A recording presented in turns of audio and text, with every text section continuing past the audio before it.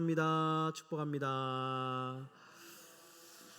네, 귀한 예배 잘 나오셨습니다. 유일한 구원자 이름 예수라는 제목으로 사도행전 네, 9번째 시간 갖도록 하겠습니다. 여러분 책은담이라고 하는 유명한 책이 있습니다. 책은담. 아주 이제 그 동양의 어떤 아주 유명한 공자라든지 이제 사상가들 아주 유명한 어떤 그런 이제 스승들의 유명한 이야기를 적어놓은 모아놓은 책이 이제 책은담인데요.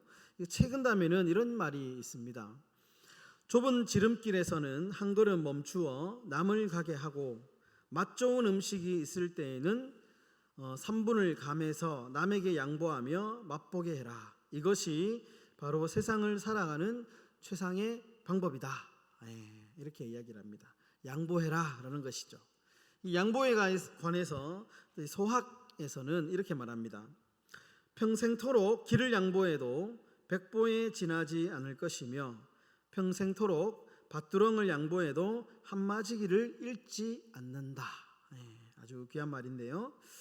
우리가 이 땅 가운데 살면서 늘 양보는 좀 좋은 미덕이죠. 양보는 일시적으로 손해를 보는 것 같지만 그러나 양보는 두고두고 기쁨과 유익을 준다라는 것입니다. 여러분 우리가 이 땅 가운데 살면서 사람들의 관계 가운데 양보하고 또 이렇게 존중해 주는 것 참 좋지만 그런데 아무리 양보가 미덕이고 기쁨이고 유익을 준다고 해도 우리가 양보하지 말아야 되는 것, 절대로 양보하면 안 되는 것이 있습니다. 그것이 뭐냐? 바로 예수의 이름이다 라는 것이죠. 진리 되시는 예수의 이름은 우리가 결코 양보해서는 안 된다라는 것입니다. 특별히 유일한 구원자 이름인 이 예수, 이것만큼은 우리가 절대적으로 지키고 물러서지 말아야 된다라는 것이죠. 여러분 오늘 본문은 이 베드로가 미문 앞에 앉은 안진뱅이를 고친 일 때문에 아주 좀 곤란한 상황을 당하게 됩니다. 공회로 끌려가서 옥에 투옥이 되고 그리고 좀 많은 종교 지도자들 앞에서 지금 변론을 하는 상황입니다. 이 예수 때문에 아주 어려운 상황을 지금 처하게 되었다라는 것입니다. 그래서 오늘 본문 속에는 절대로 양보할 수 없는 이름, 이 예수의 이름이 베드로의 입을 통하여 지금 소개가 되고 있는데요. 첫 번째로 베드로는 예수가 누구냐? 예수님은 지금도 우리와 함께 하시는 분이다 이렇게 선포합니다. 여러분 베드로는 지금 공회 앞에서 신문을 받고 있는데 신문의 요지가 뭐냐 하면 미문 앞에 앉아있던 안진뱅이를 어떻게 고쳤느냐, 원인이 뭐냐, 방법이 뭐냐 지금 이렇게 질문을 하고 있습니다. 그래서 베드로가 이렇게 말합니다. 4장 10절에 나사렛 예수 그리스도의 이름으로 이 사람이 건강하게 되었다. 결국 이 안진뱅이가 일어서게 된 원인이 뭐냐? 그것은 우리의 사람의 능력이 아니고 예수 그리스도의 이름의 능력으로 이 사람이 일어나 걷게 되었다라고 이야기를 합니다. 그러면서 11절에 아주 중요한 말을 이어가는데요. 버린 돌이 머릿돌이 되었다 이렇게 얘기합니다. 비유의 말이죠. 버린 돌, 예수가 아주 그 능력의 이름인데 너희들은 버렸지만 그러나 이 버린 예수가 머릿돌이 되었다. 예수가 결국에는 능력이고 소망이다 이렇게 이야기를 하고 있습니다. 예수를 십자가에 못 박아 죽였지만 그 예수는 죽지 않고 지금도 살아계셔서 그 능력의 이름을 부르는 자는 구원을 받게 된다라고 베드로는 지금 이야기를 하고 있습니다. 여러분 이 베드로의 고백이 오늘날 저와 여러분들의 고백이 될 수 있기를 주의 이름으로 축원합니다. 지금도 여전히 이 예수의 이름을 부르는 그 삶에는 구원이 있습니다. 예수님은 지금도 죽은 영혼을 살리시는 분이시죠. 절망의 인생이 예수를 부르면 소망의 인생으로 변하게 됩니다. 고난 중에 예수의 이름을 부르면 그 고난이 희망이 되는 것이고요. 절망 중에도 예수의 이름을 부르면 함께 하시고 기쁨과 소망의 자리에서도 우리 예수님은 여전히 지금도 살아계셔서 우리와 함께 하고 있습니다. 여러분 결혼을 기다리고 있던 요셉에게 청천벽력과도 같은 소식이 들립니다. 마리아가 결혼 전에 임신을 했다는 소식입니다. 여러분 한번 생각해 보십시오. 요즘에야 워낙 시대가 그렇다 보니까 큰 충격이 아니에요. 오히려 막 박수 쳐주고 막 축하해주는 그런 분위기입니다. 그러나 여러분, 이 요셉이 살던 시대에 결혼하지 않은 여인이 임신했다. 얼마나 충격적인 소식이겠습니까? 그런데 여러분, 본문을 보시면 요셉이 이 일을 크게 버리고 싶은 마음이 없었습니다. 왜냐하면 요셉은 의로운 사람이었기 때문에. 그래서 어떻게 하느냐, 약혼자 마리아에게 피해가 가지 않기 위해서 조용하게 파혼을 하려고 합니다. 그때 요셉의 꿈에 천사가 나타납니다. 천사가 나타나서 말하기를 마리아 뱃속에 있는 아기는 성령으로 잉태된 아기다. 그리고 마리아 데려오기를 무서워하지 말라, 이렇게 이야기를 합니다.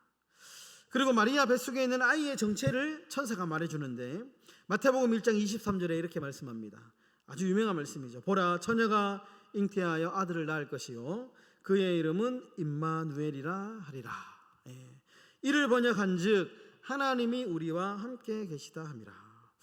천사가 요셉에게 마리아 뱃속에 있는 아이의 이름을 이야기를 해주는데, 이름이 뭐냐? 임마누엘이다, 이렇게 이야기를 합니다. 임마누엘, 끝까지 풀이를 해주죠. 우리와 함께 계시는 분이다. 함께 계시는 분이다. 여러분, 예수님은 이름 그대로 절망의 순간에 있던 요셉에게 찾아와서 위로해주고 소망을 주고 그리고 다시 일으켜 세워주셨습니다. 이름 그대로 절망의 순간에 찾아오셔서 함께 하셨습니다. 여러분, 예수님은 이 약속을 한 번도 어긴 적이 없죠. 이름 그대로 사셨습니다. 예수님은 처음 태어나기 전부터 이 요셉과 함께 하셨고, 그리고 예수님께서 십자가에 죽으시고 승천하시면서 부활하시고 하늘로 올라가시면서도 이 약속의 말씀을 남기고 가십니다. 마태복음 28장 20절에 내가 너희에게 분부한 모든 것을 가르쳐 지키게 해라. 볼지어다 내가 세상 끝날까지 너희와 항상 함께 있으리라. 예수님은 태어나실 때도 함께 하셨고, 그리고 승천하실 때도 함께 하셨다. 처음과 끝이 예수님은 늘 함께하는 분이다 라고 말씀하셨고, 그렇게 평생을 사시고 사역하시고 하늘로 승천하셨다라는 것입니다. 여러분, 우리가 늘 자주 부르는 복음성가 있지 않습니까? 오 신실하신 주. 여기 보면 이런 가사가 있습니다. 내 너를 떠나지도 않으리라. 내 너를 버리지도 않으리라. 이후로도 영원토록 나를 지키시리라 확신하네. 떠나지 아니하시는 분, 함께 하겠다, 그렇게 말씀하고 있습니다. 여러분, 내가 어디서 무엇을 하든지 어떠한 일을 하든지 우리 하나님이 우리와 함께 하신다라는 사실을 믿으시는 저와 여러분들의 삶이 되시기를 주의 이름으로 축원합니다. 여러분, 아프리카의 선교사 하면 리빙스톤을 대표적으로 말합니다. 이 리빙스톤이 이제 인생 말년에 아프리카 선교를 다 끝내고 말년에 영국 옥스퍼드 대학교에서 연설을 할 때가 있었습니다. 자신의 이제 아프리카의 사역을 간증하면서 쭉 이제 여러 가지 정말 짐승으로부터 물렸던 이 리빙스톤이 왼손인가 오른손인가 물려가지고 불구가 되거든요. 이런 이야기며 참 굶주렸던 이야기, 수많은 이야기를 이 이제 옥스퍼드 대학교에서 학생들 대상으로 이야기를 해줍니다. 이제 간증을 마치자 한 학생이 이제 질문 시간에 질문을 합니다. 선교사님은 어떻게 그 힘들고 어려운 아프리카 선교를 잘 마무리하고 올 수 있었습니까? 어떻게 그 힘든 고난을 견딜 수 있는 원동력이 무엇이었습니까? 원인이 무엇이었습니까? 이렇게 질문을 했습니다. 그러자 이제 리빙스톤이 한참을 이제 그 질문을 듣고 조금 생각을 하다가 말하기를 이렇게 이야기합니다. 나는 고난을 이길 수 있는 비결이라고는 사실은 없었습니다. 특별한 비결은 없었고 그저 하나님의 말씀, 내가 세상 끝날까지 너희와 함께 하겠다 라고 하는 이 말을 붙들고 지금까지 사역할 수 있었습니다. 이것이 비결이라면 비결입니다. 이렇게 이야기를 했다는 것입니다. 우리 사랑하는 성도 여러분, 지금도 우리와 함께 하시는 주님, 우리가 이 참 신앙을 지키고 하나님의 이 몸된 교회를 우리가 같이 지킬 수 있는 이 비결이 뭐냐? 비결이 뭐가 있겠습니까? 우리가 뭐 능력이 출중해가지고 뭐 물질이 많아가지고 우리가 뭐 그게 비결이겠습니까? 비결은 한 가지죠. 내가 세상 끝날까지 너희와 함께 하겠다라고 이 약속의 말씀을 붙들고 오늘도 우리가 예배의 자리를 지키고 우리의 믿음을 지키고 이 험난한 세상 가운데 믿음으로 살아가는 비결이지 않겠습니까? 여러분, 지금도 우리와 함께 하시는 주님 손 잡고 믿음의 걸음을 걸어가시는 믿음의 삶이 되시기를 주의 이름으로 축원합니다. 두 번째로 베드로는 구원자는 예수 이름이 유일하다 이렇게 이야기를 하죠. 4장 12절 말씀, 아주 유명한 구절의 말씀인데요, 우리 다 함께 읽겠습니다. 시작. 다른 이로서는 구원을 받을 수 없나니 천하 사람 중에 구원을 받을 만한 다른 이름을 우리에게 주신 일이 없음이라 하였더라. 여러분, 우리 기독교가 인기를 얻기 위해서 방법이 뭘까요? 지금 뭐 신뢰도가 아주 뭐 바닥이라는 설문조사도 있고 인기가 없다는 이야기도 참 있습니다. 슬프지만, 그러면 우리가 이 기독교가 인기를 얻을 수 있는 방법이 뭘까? 많이 생각해 보면 오직 예수 버리면 됩니다. 오직 예수. 그러니까 뭐 타협하면 됩니다. 타협하면 이것도 좋고 저것도 좋고 예수의 이름으로만 구원을 얻는다라고 하는 이 단순한 진리만 우리가 양보하고 포기하면 아마 세상 사람들이 교회를 아주 좋아할 겁니다. 그리고 교회로 많이 올 겁니다. 많이 올 겁니다. 세상 사람들이 교회는 옹졸하다 그러죠. 속이 좁다 그러죠. 왜냐하면 오직 예수, 구원의 길은 예수밖에 없다고 이야기하니까 사람들이 그렇게 기독교를 폄하하는 겁니다.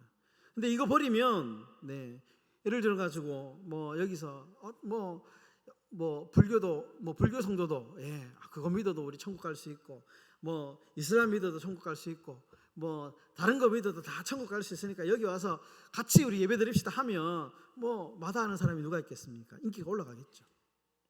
그러나 우리가 그렇게 할 수 없는 것이죠. 유일한 구원의 길은 예수밖에 없다라고 성경에 분명하게 말씀하고 있기 때문에 우리가 아무리 인기가 없다 할지라도, 우리가 아무리 오해를 받는다 할지라도 구원자는 오로지 예수밖에 없다라는 이 진리는 절대로 포기할 수 없는 겁니다.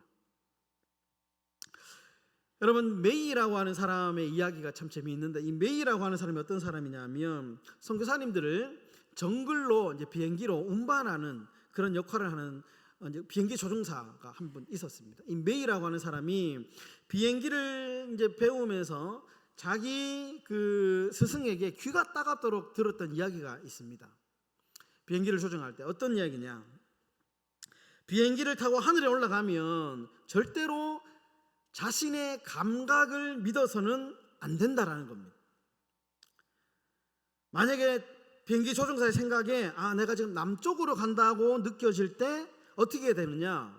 내 감각을 믿고 내가 남쪽으로 가는구나 생각하면 안 되고 즉시 계기판을 봐야 된다는 겁니다. 계기판을 보고 내가 지금 남쪽으로 가는 건지 북쪽으로 가는 건지 확인을 해야 된다는 겁니다. 절대로 자신의 감각을 믿어서는 안 된다는 겁니다.